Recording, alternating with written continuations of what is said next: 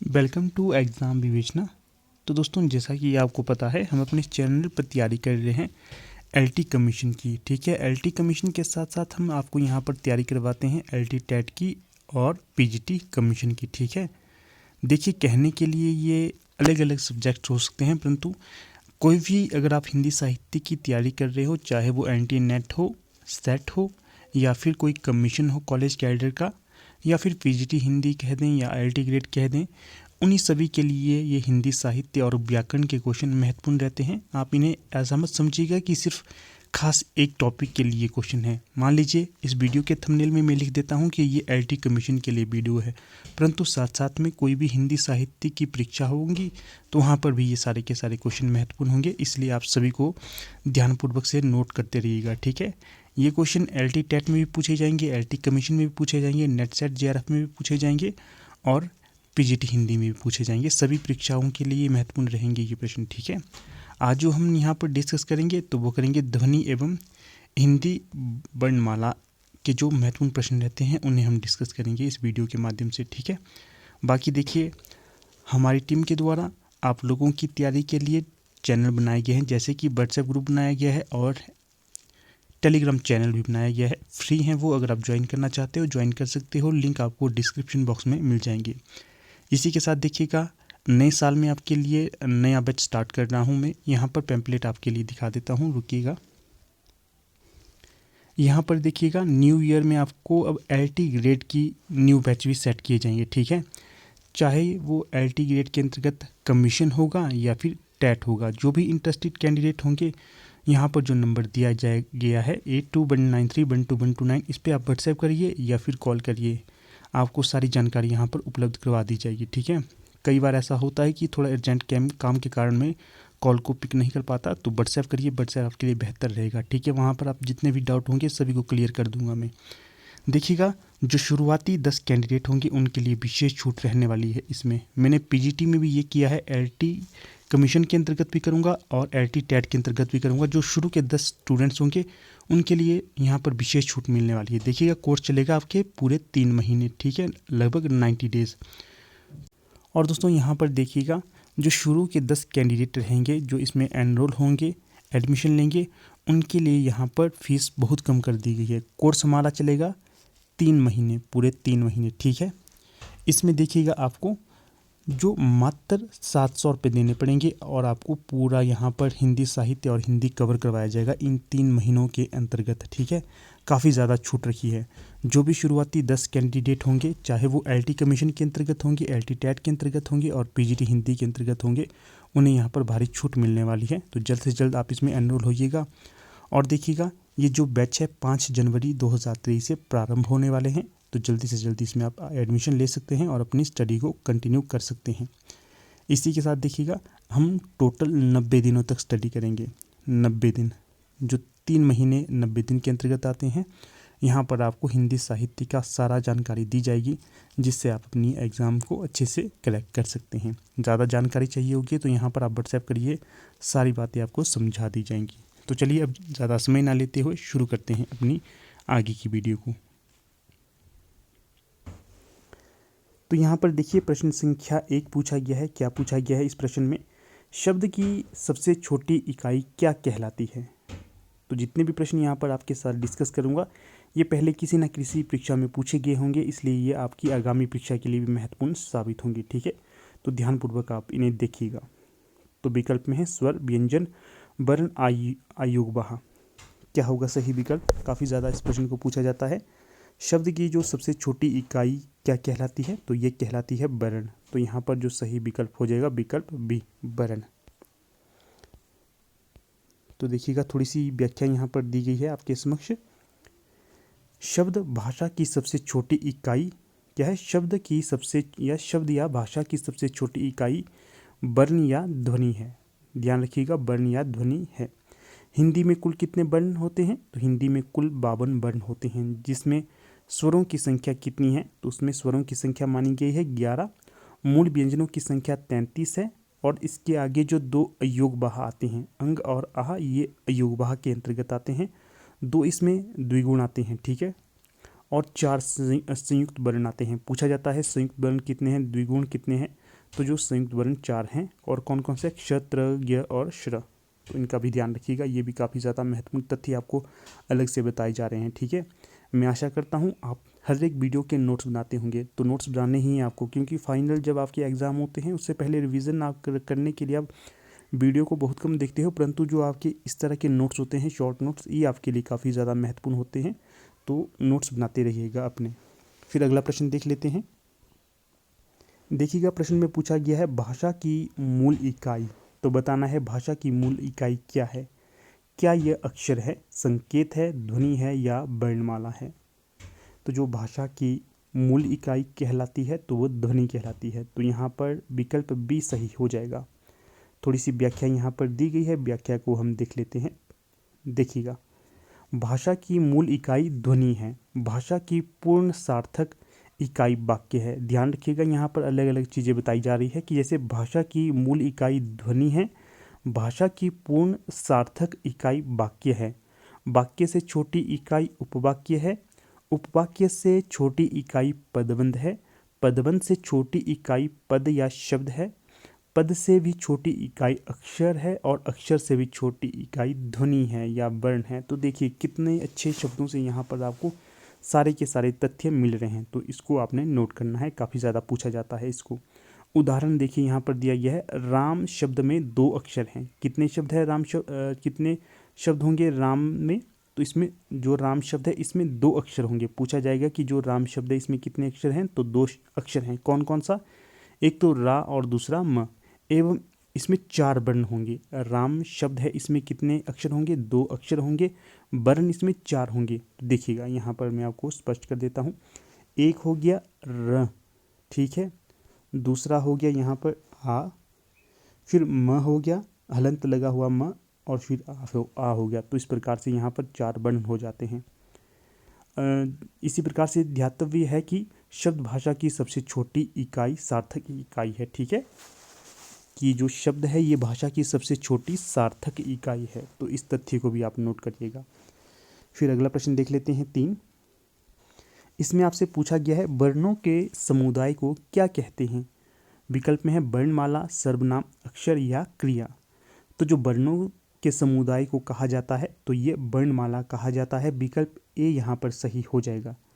तो देखिएगा, फिर से थोड़े से तथ्य यहाँ पर दिए गए हैं। वर्णों के समुदाय को वर्णमाला कहते हैं। पूछा जा सकता है प्रश्न कि वर्णों के समुदाय को क्या कहते हैं, तो इसे वर्णमाला कहते हैं। ये भी पूछा जा सकता है वर्णमाला किसे कहते हैं, तो वर्णों के समुदाय को वर्णमाला कहा जाता है। वर्ण भाषा की सबसे छोटी इकाई है। किसे सबसे छोटी इकाई माना जाता है, वर्ण जो है ये भाषा की सबसे छोटी इकाई होती है। इसके उच्चारित स्वरूप को ध्वनि भी कहा जाता है, ठीक है, तो इसको भी आपने याद रखना है, काफ़ी ज़्यादा महत्वपूर्ण होगा ये भी। अगला प्रश्न देख लेते हैं 4। देखिएगा, इसमें पूछा गया है वर्णमाला किसे कहते हैं। अभी हमने ऊपर इसे डिस्कस किया। मुझे पूर्ण आशा है कि इस प्रश्न का तो आप सभी सही उत्तर देंगे ही, ठीक है। देखिएगा, शब्द समूह को, वर्ण समूह को, शब्द गणना को, व्यवस्थित वर्ण समूह को, ठीक है, तो जो वर्णमाला कहा जाता है तो ये आपके व्यवस्थित वर्ण समूह को कहा जाता है। तो विकल्प डी यहाँ पर आपका सही हो जाएगा। फिर देखिएगा, पहले से जो तथ्य दिए गए थे तो वही यहाँ पर तथ्य दिए गए हैं, तो इन्हें हम छोड़ देते हैं, ठीक है। अगला प्रश्न देख लेते हैं, प्रश्न संख्या 5। तो इस प्रश्न में क्या पूछा गया है, हिंदी भाषा की कुल वर्ण लिपियाँ हैं। तो बताना है कि हिंदी भाषा की कुल वर्ण लिपियाँ हैं कितनी हैं। 44 है, 33 है, 52 है या 48 है।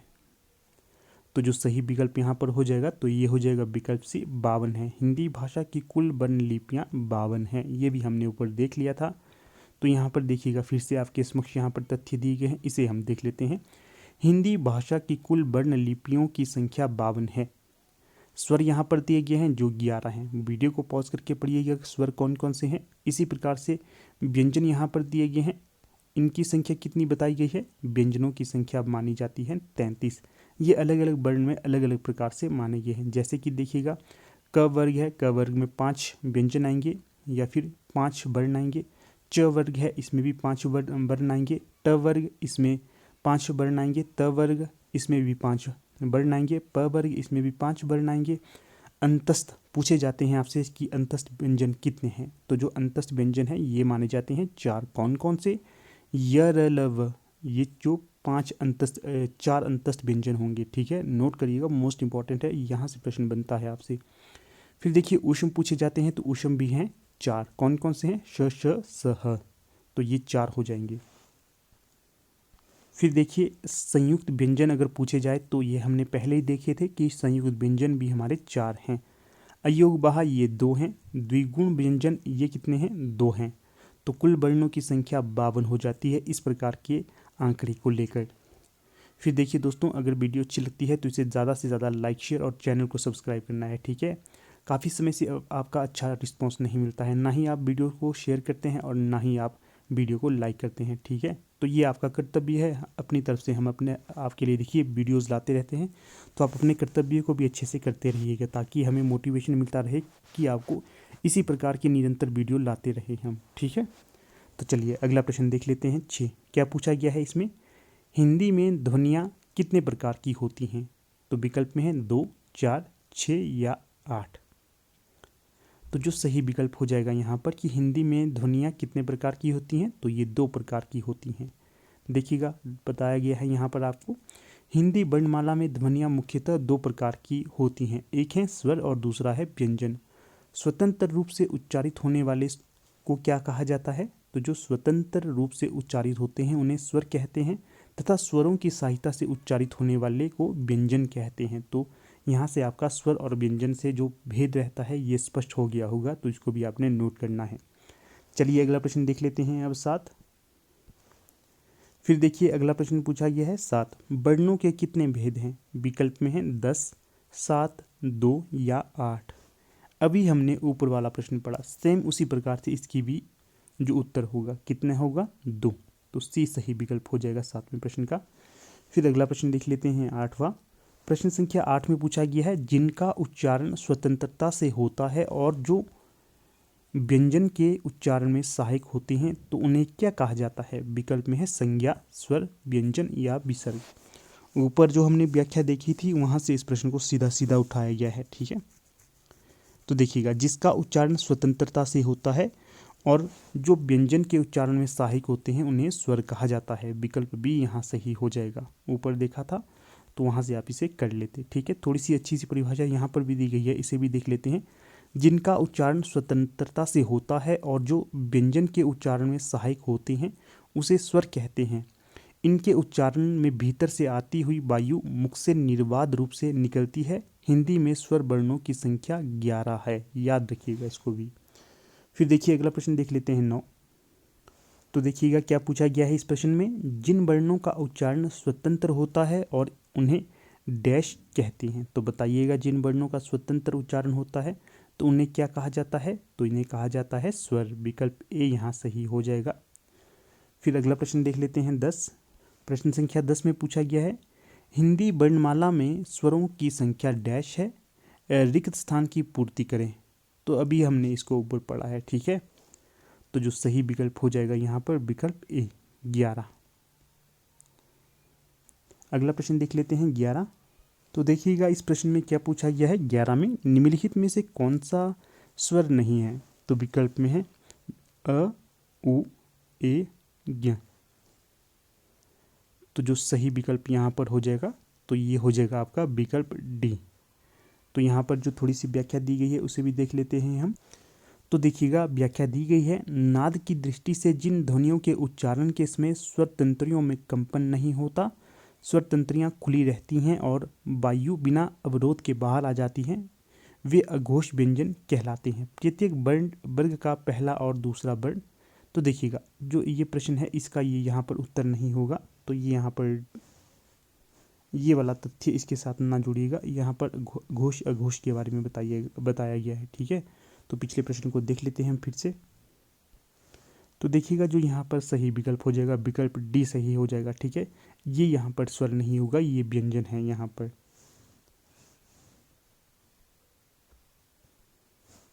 सही विकल्प डी हो जाएगा। अगला प्रश्न देख लेते हैं अब। देखिएगा प्रश्न में क्या पूछा गया है, निम्नलिखित में से कौन सा वर्ण अघोष है? तो अघोष वाले प्रश्न भी काफ़ी आपसे पूछे जाते हैं, तो इसलिए इस PDF को आपके समक्ष लाया हूँ।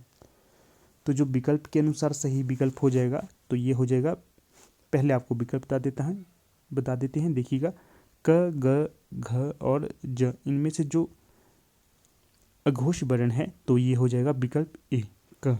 थोड़ी सी व्याख्या आगे दी गई है, व्याख्या को देख लेते हैं। दिए गए वर्णों में से क अघोष वर्ण है, शेष वर्ण सघोष हो जाएंगे। देखिएगा यहाँ पर ऊपर ये इसकी व्याख्या हो जाती है, इसको हम देख लेते हैं। नाद की दृष्टि से जिन ध्वनियों के उच्चारण के समय स्वरतंत्रियों में कंपन नहीं होता, स्वरतंत्रियाँ खुली रहती हैं और वायु बिना अवरोध के बाहर आता है, वे अघोष व्यंजन कहलाते हैं। ध्यान रखिएगा, नाद की दृष्टि से जिन ध्वनियों के उच्चारण के समय स्वरतंत्रियों में कंपन नहीं होता, स्वरतंत्रियाँ खुली रहती हैं और वायु बिना अवरोध के बाहर आ जाती है, वे अघोष व्यंजन कहलाते हैं। प्रत्येक वर्ग की बात की जा रही है यहाँ पर। प्रत्येक वर्ग का पहला और दूसरा वर्ण तथा श अघोष व्यंजन हो जाते हैं। ठीक है, तो इसका ध्यान रखिएगा। यहाँ पर सारा, यहाँ से आपका जो भी डाउट होगा वो क्लियर हो जाएगा। फिर देखिए अगला प्रश्न देख लेते हैं अब हम 94। प्रश्न संख्या है 94। क्या पूछा गया है, निम्न में से कौन सा वर्ण अघोष है। अभी पीछे हमने इसकी व्याख्या देख ली थी, वहां से मुझे लगता है कि आपको अब ये इसका उत्तर आ गया होगा। तो देखिएगा, जो अगला प्रश्न है यहाँ पर आपके समक्ष 4 विकल्प दिए गए हैं। इनमें से जो अघोष होगा तो वो हो जाएगा विकल्प ए, च। अगला प्रश्न देखिएगा इसके पश्चात 95। क्या निम्न में से अघोष वर्ण कौन सा है। विकल्प है A, B, C, D। तो जो सही विकल्प हो जाएगा तो ये हो जाएगा विकल्प ए, प। बाकी सारे के सारे यहाँ पर सघोष हो जाएंगे सिवाय ए के। जो प है ये अघोष होगा, बाकी घ, ब और ग ये सारे के सारे सघोष हो जाएंगे। इन तथ्यों को भी ध्यान रखना है। ठीक है, फिर अगला प्रश्न देख लेते हैं। 96 में पूछा यह है, निम्नलिखित में से कौन सा वर्ण घोष है। विकल्प में है प, ट और द और फ।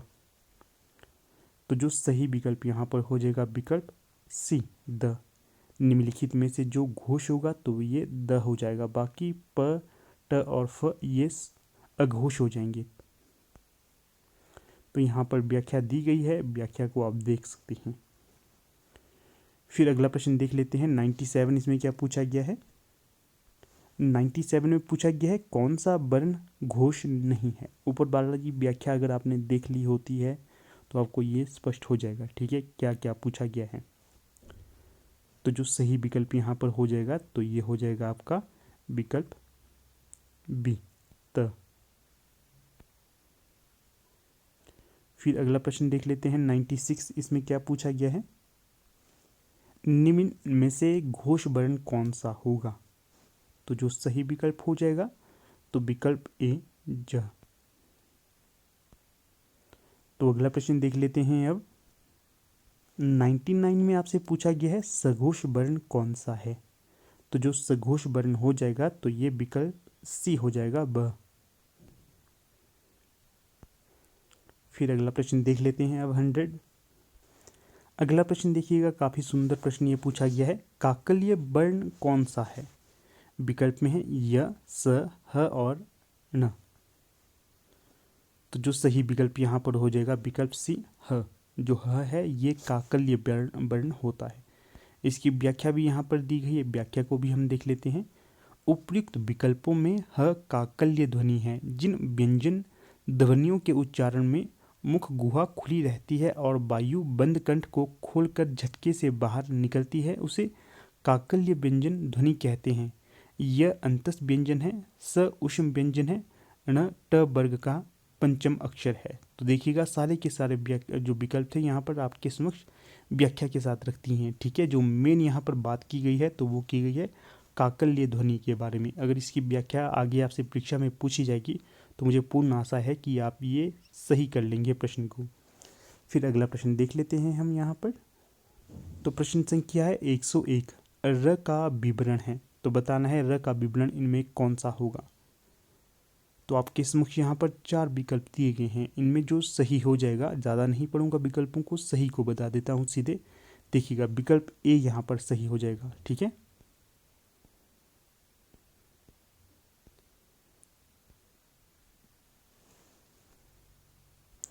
देखिएगा यहाँ पर बात की गई है वर्तस्य ध्वनि के बारे में। तो देखो, दांतों एवं मसूड़ों के मिलने का स्थान अर्थात दंतमूल को वर्तस्य कहती हैं तथा इस स्थान विशेष से उच्चारित ध्वनि को वर्तस्य ध्वनि कहा जाता है। हिंदी वर्णमाला में न, र, ल, स, व इसी के अंतर्गत आती हैं, ठीक है। इन ध्वनि को भी याद रखिएगा। थोड़ा सा उच्चारण मेरा ऊपर नीचे हो सकता है, परंतु आपने जो मूल भाव है उसको समझना है। फिर है लुंठित ध्वनि। जिन ध्वनियों के उच्चारण में जीवा का अग्रभाग मुड़कर वर्तस्य को शीघ्रता से स्पर्श करता है उसे लुंठित ध्वनि कहा जाता है। जिह्वा के प्रकंपन के कारण ही इसको लुंठित कहा जाता है, ठीक है। तो लुंठित को भी आप याद रखिएगा। फिर देखिएगा सघोष आ गया। प्रत्येक वर्ग का तीसरा, ध्यान रखिएगा, प्रत्येक वर्ग का तीसरा, चौथा, पांचवा वर्ण या य, र, ल, व, ह ये आएंगे आपके सघोष के अंतर्गत। इसके पश्चात जो अल्प प्राण है ये क्या होता है? प्रत्येक वर्ग का पहला, तीसरा और पांचवा वर्ण, ये तीनों ही अल्प प्राण के अंतर्गत आते हैं, तो इनका भी आपने ध्यान रखना है। फिर चलते हैं अगले प्रश्न की ओर। 102 में आपसे पूछा गया है निम्न में से कौन सा व्यंजन पार्श्विक है? विकल्प में है श, ल, झ और य। तो जो सही विकल्प हो जाएगा विकल्प बी, ल।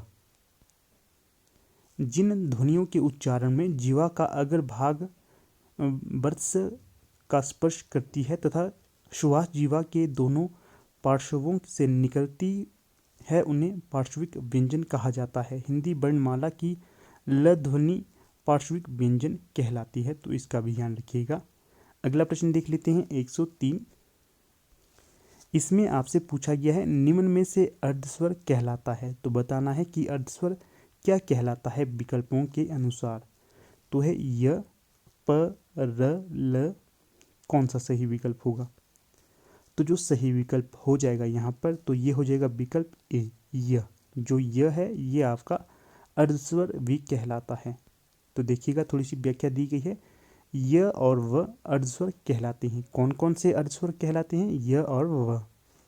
र लुंठित ध्वनि है तथा ल पार्श्विक ध्वनि है, तो इसका भी ध्यान रखिएगा। काफ़ी ज़्यादा महत्वपूर्ण ये यहाँ वाला ये जो पंक्ति हो जाएगी, ठीक है। विशेष तथ्य हैं, ये काफ़ी ज़्यादा पूछे जाते हैं और बहुत कम ये तथ्य देखने को मिलते हैं। फिर अगला प्रश्न देख लेते हैं 104।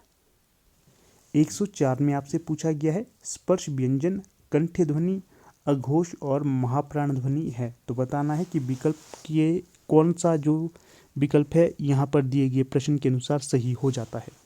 विकल्प में है क, ग, ख और घ। तो जो सही विकल्प यहाँ पर हो जाएगा कि जो ख है यह स्पर्श व्यंजन है, कंठ ध्वनि है, अघोष है और महाप्राण है। इसकी इतनी सारी विशेषता है, ठीक है। तो यहाँ पर देखिएगा सी सही विकल्प हो जाएगा। स्पर्श व्यंजन के अंतर्गत आएगा आपका ख, कंठी ध्वनि के अंतर्गत आएगा ख, अघोष और महाप्राण ध्वनि के अंतर्गत भी ख ही आएगा। यहाँ पर व्याख्या दी गई है स्पर्श व्यंजन किसे कहते हैं? पंचम वर्ग के सभी व्यंजन स्पर्श व्यंजन आते हैं। क्या है जो स्पर्श व्यंजन है? ये पंच वर्ग के सभी व्यंजन। फिर जो कंठी ध्वनि होगी क, ख, ग, घ, ण, आ तथा ह, ये हैं आपके कंठियाँ। अघोष में कौन कौन से आएंगे? प्रत्येक वर्ग का पहला, दूसरा व्यंजन और य, र, ल, व, ठीक है, ये आएंगे अघोष में। और जो महाप्राण है प्रत्येक वर्ग का दूसरा, चौथा व्यंजन, ये महाप्राण के अंतर्गत आएगा। फिर अगला प्रश्न देख लेते हैं यहाँ पर। तो यहाँ पर हमारे इतने ही प्रश्न रह जाते हैं, ठीक है। देखने के लिए हमने यहाँ पर कम ही प्रश्न डिस्कस किए हैं, परंतु अगर हम तथ्य की बात करें तो ये बहुत ज़्यादा हो जाते हैं। तो जो तथ्य मैंने आपको बताए अगर आपने वो नोट किए होते तो आपको ये फ़ायदेमंद साबित होंगे, ठीक है।